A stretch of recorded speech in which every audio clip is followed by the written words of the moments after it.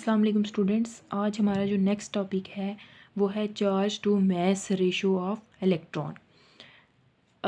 इस टॉपिक के अंदर हम जो है चार्ज टू मास रेशो को डिस्कस इसलिए करते हैं क्योंकि हमने किसी पार्टिकल का मास कैलकुलेट करना है, तो हम charge to mass ratio calculate करते हैं कि उस पार्टिकल के मास के बारे में इंफॉर्मेशन देने के लिए।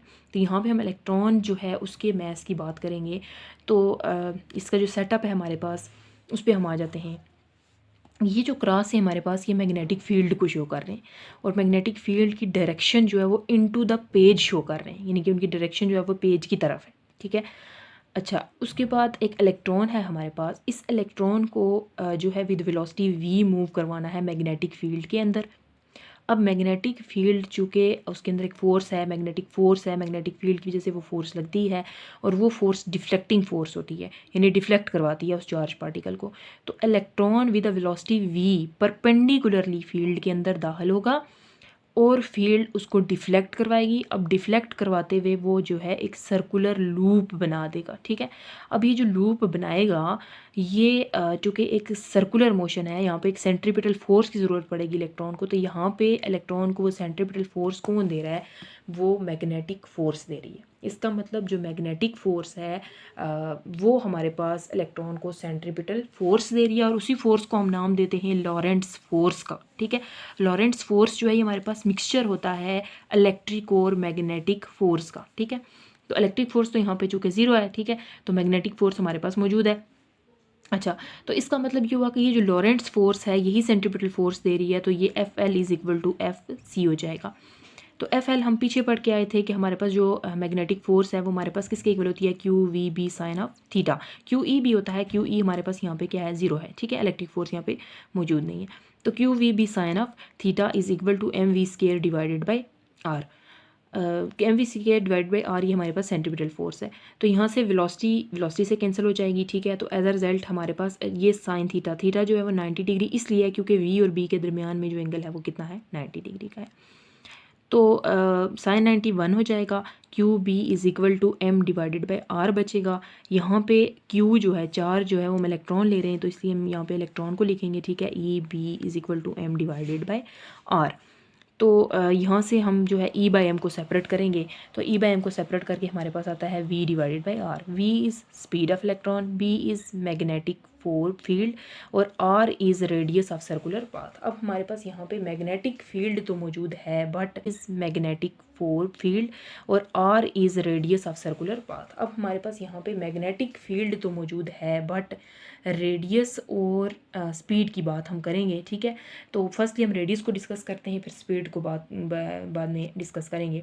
तो रेडियस को डिस्कस करने के लिए हमें एक नया सेटअप लेना है और वो सेटअप हमने मैग्नेटिक फील्ड के अंदर ही लेना है। तो मैग्नेटिक फील्ड यहाँ पे हमारे पास मौजूद है, उसके अंदर हमने एक ग्लास चैम्बर लिया है जिसको मैंने यहाँ शेप में बनाया है। ठीक है। उस ग्लास चैम्बर में मैग्नेटिक फील्ड मौजूद है। ठीक है। अब बाहर से ये डॉटेड लाइन जो मैंने शो किया है, ये मैंने शो किया कि इलेक्ट्रॉन जो है इसके अंदर दाखिल हो रहा है। ठीक है। अब इलेक्ट्रॉन इसके अंदर जो है वो वेलोसिटी के विद वेलोसिटी दाखिल होगा। ठीक है। और जो मैग्नेटिक फील्ड के साथ है वो परपेंडिकुलर उसका रिलेशन है। ठीक है, उस वेलोसिटी का। तो अगेन वो जो इलेक्ट्रॉन है वो सर्कुलर लूप ही बनाएगा। बट इस ग्लास चैम्बर को हम यूज़ इसलिए कर रहे हैं कि इसके अंदर हमने गैस यूज़ किया, that is called hydrogen gas.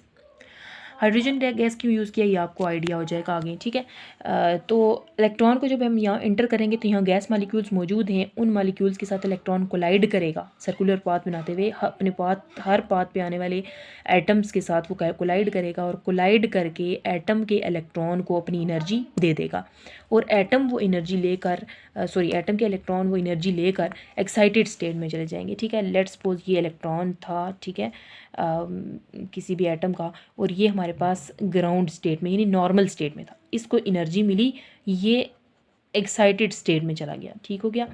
अब एक्साइटेड स्टेट में कुछ देर इलेक्ट्रॉन जो है वो एक्साइटेड स्टेट में नैनो सेकेंड कुछ देर के लिए ये रहता है। ठीक है। और फिर ये वापस अपनी ग्राउंड स्टेट की तरफ आता है।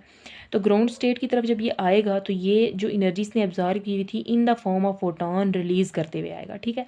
अब in the form of photon वो जो एनर्जी रिलीज़ होगी वो हर पॉइंट पे हर पॉइंट को एल्यूमिनेट कर देगी, ठीक है। इस पॉइंट पे भी वो जो है वो फोटोन रिलीज होगा, इस पॉइंट पे भी, इस पॉइंट पे भी, सारे पॉइंट्स पे, ठीक है।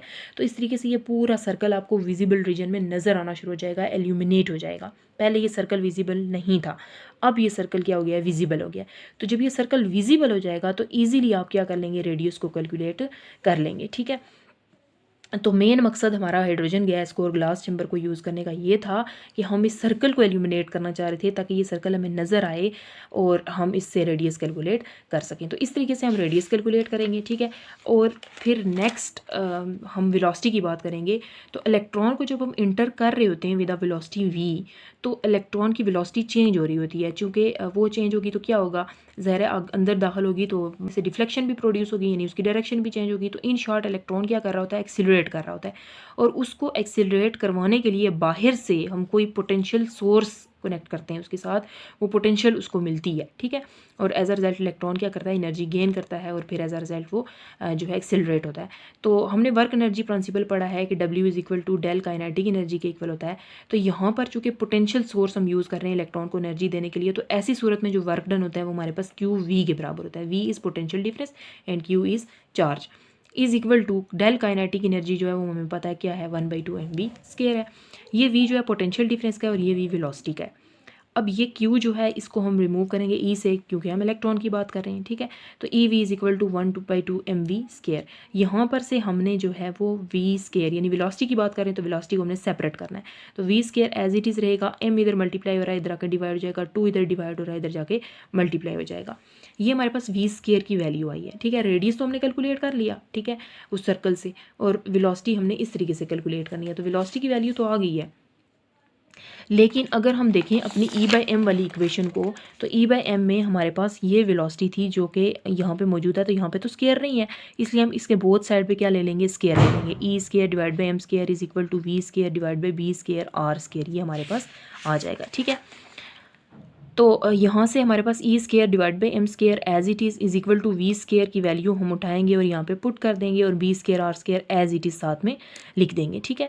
तो यहाँ से m से कैंसिल, E से कैंसिल, ठीक है। तो E/m की जो हमारे पास वैल्यू आएगी वो ये आ जाएगी। तो इस तरीके से हम क्या करते हैं, अब यहाँ पे पोटेंशियल डिफरेंस की वैल्यू भी नोन है, B की वैल्यू भी नोन है, R स्क्वायर आप पीछे कैलकुलेट कर चुके हैं, सब वैल्यूज़ आपके पास नोन है, ठीक है। वो आपने पुट करनी है और E/m को कैलकुलेट कर लेना है। तो यहाँ से आप जो है ईजिली मैथ्स को क्या कर सकते हैं, कैलकुलेट इस इक्वेशन से कर सकते हैं। और यहाँ से जब इलेक्ट्रॉन का मैथ कैलकुलेट हुआ तो ये प्रूव हुआ कि electron is behave like particle के, इलेक्ट्रॉन पार्टिकल की तरह बिहेव करता है।